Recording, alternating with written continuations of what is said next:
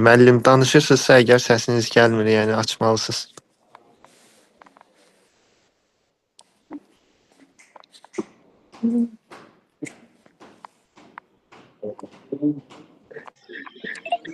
Gəlirmi səs? Bəli, müəllim, necəsiz? Axşamınız xeyir. Hər vaxtın xeyir, təşəkkür eləyirəm, sağ olasınız. Müəllim, öncəliklə çox təşəkkür edirik bizim təklifimizi qəbul elədiyiniz üçün. Minnətdarıq. Çox şad oldu sizlə belə bir intervyu eləmə şansımız olduğu üçün.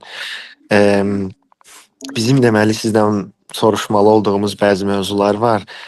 Biz suallar hazırlamışıq bununla bağlı əvvəlcədən.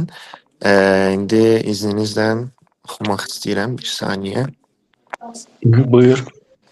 Deməli. Bəli. Deməli, bizə deməli tapşırılan mövzu odur ki, biz hər hansı bir bölgədə, hansı ki tarixi bölgə sayılır, bu bölgədə baş verən, yəni həmin bölgədəki cəmiyyətin yığışıb bu bölgədə baş verən bir şeyə qarşı bir necə deyək, protestosu mu deyim, yoxsa yığılıb nəsə bir şeyə əngəl olması mı, bizə bu lazımdır. Biz də düşündük içəri şəhəri seçək ki, bəs məsələn bilmirəm indi onu soruşmaq istəyirik ki, sizdən belə bir hadisə olubdumu ki, içəri şəhərdə nəsə bir tutaq ki, dövlət ya da başqa bir qurumlar abidələrə zərər verməyə çalışsın ya da başqa bir şey eləməyə çalışsın, amma cəmiyyət yığılsın və buna izin verməsin ya da başqa bir belə cəmiyyətin ümumiyyətlə yığılıb gördüyü bir iş haqqında danışmalıyıq biz. Yəni bu içəri şəhər də ola bilər ya da siz əgər məsləhət görürsə başqa bir ərazidə ola bilər, amma yaxşı olardı ki, UNESCO-nun irsi siyahısına daxil olan bir ərazi olsun. Bax, deməli UNESCO-nun siyahısına daxil olan ərazilərdən içəri şəhərdə o cümlədən Şəkidəki Şəki Xan Sarayı, Şəki Xan Məscidi adlanan ərazi var ki, bura artıq qoruq elan olunub və UNESCO-nun bu mədəni mirası, o irsi siyahısına daxil edilib. Bu ikisində də bu proses baş verib. Deməli, daha öncə mən yaxında olan Şəki haqqında bildirim ki, 19-cu əsrdə Rusiya bu ərazini tutduqdan sonra burada qədim tarixi abidələr bir növ deyək o tarixi itirmək üçün dağıdılırdı Rusiya imperiyası tərəfindən. Onda əhalinin ziyalı, oxumuş təbəqəsi, dünya görüşlü insanlar Şəkidə buna etiraz elədilər. Oradakı məscidin və Xan Sarayının dağıdılmasına və onun sayəsində Xan Sarayı da qorunub qalıbdı bu günə qədər. Hətta restavrasiya edildi, bir neçə dəfə bərpa edildi. İndi də yenidən bu yaxın ərəfələrdə yenidən bərpa edilib. O cümlədən mənim də yaxın 2-3 il ərzində şahidi olduğum deməli Şəkinin yuxarı məhəlləsində Xan Məscidi deyilən qədim bir məscid yeri var. Həmin məscid də uzun müddət qapalı saxlanılmışdı. Bilirsiniz ki, deməli Rusiya işğal elədikdən sonra xüsusən Sovet dövründə dinlər yasaqlanmışdı, xüsusən İslam dini yasaqlanmışdı. Amma buna baxmayaraq insanlar həmin məscidin dağıdılmasına icazə vermədilər.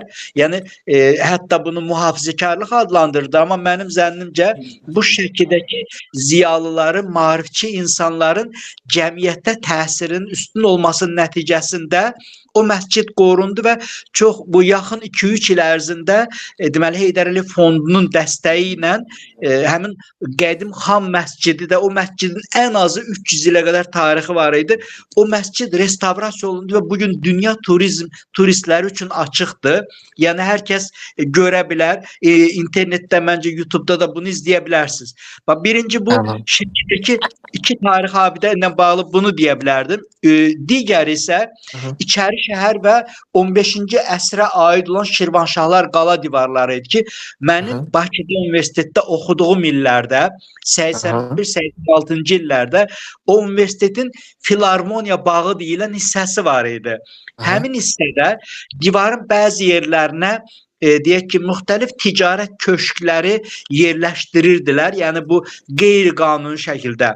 Amma məlum oldu ki, bir gün eşitdik, yəni tələbələrmi etiraz eləyiblər, deyək mədəniyyət işçiləri, bu sahənin mütəxəssisləri olanlar və adi cəmiyyətin nümayəndələri olaraq dəstək veriblər.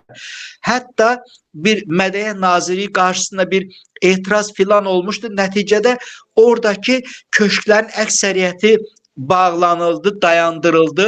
Yəni divarın bəzi zərər görmüş hissələri də sonradan restavrasiya olundu. Yəni en azı 500 il tarixi olan Şirvanşahlar Sarayının, bilirsiniz ki 11-12-ci əsrlərdə Şamaxıda zəlzələ olduğu üçün bir müddət Şirvanşahlar dövlətinin paytaxtı Bakıya köçürülmüşdü. Yəni həmin dövrün məhz 15-ci əsrin yadigarı olan o qala divarları o insanların, cəmiyyətin protestosu, etirazı sayəsində, bu ziyalı adamların, tələbələrin bu etirazı sayəsində sanki yenidən həyat qazanmış oldu.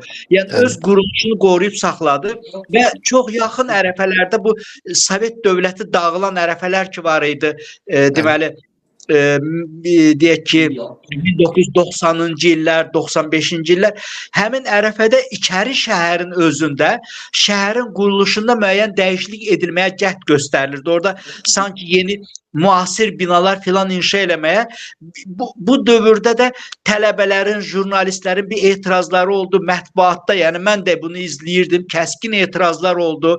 O cümlədən bir imza toplama kampaniyası olmuşdu ki, mən də bu kampaniyada iştirak edənlərin birisi olaraq şəhərin qədim quruluşunun saxlanmasını tələb eləyirdik. O şəhərin 1000 ildən çox bir tarixi var ki, o küçələri çox dardır, çox əyri, dairəvi bir şəkildədir. Bunun öz memarlıq üslubu, qədim memarlıq üslubu oradakı təbii şəraitdən, ekologiyadan irəli gəlirdi. Əgər orada küçələr düzgün, paralel şəkildə olmuş olsaydı, külək əlindən o içəri şəhərdə yaşamaq mümkün deyildi. O küçələrin məhz o labirint şəkildə olmasının sayəsində küləyin bir növ qarşısı alınmış olur.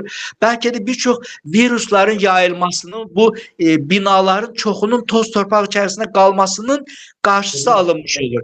Yəni çox qədim, amma maraqlı bir memarlıq üslubu var Bakının. Yəni həm şərq elementləri özündə saxlamış olur şəhər, həm də bu Xəzər ətrafı ərazilərdə qayalardan, o şirin daş, kirəcdən istifadə edilərək tikilmə o quruluşları bu günə qədər özünü saxlamaqdadır. Yəni mənim zənnimcə biz həmin dövr o adını çəkdiyim Şəki Xan Sarayı, Şəkidəki Xan Məscidi, o cümlədən Bakıdakı içəri şəhər və 15-ci əsrə aid olan Şirvanşahlar Saray kompleksi var, həm də onun qala divarı var. Bu cəmiyyətin aktiv müdaxiləsi, baş verənlərə etiraz eləməsi nəticəsində bu abidələr qorundu və bugün UNESCO-nun mədəni irsi siyahısına daxil olunubdur. Bəli. Müəllim, bizim sizə bir neçə sualımız var. Öncəliklə içəri şəhərdən davam etmək istəyirəm. Sualım odur ki, içəri şəhərdə icma, yəni bu insanların, həmin o etiraz edən insanlar, yəni həmin insanları narahatlığına səbəb olan vəziyyəti siz açıqladınız da. Yəni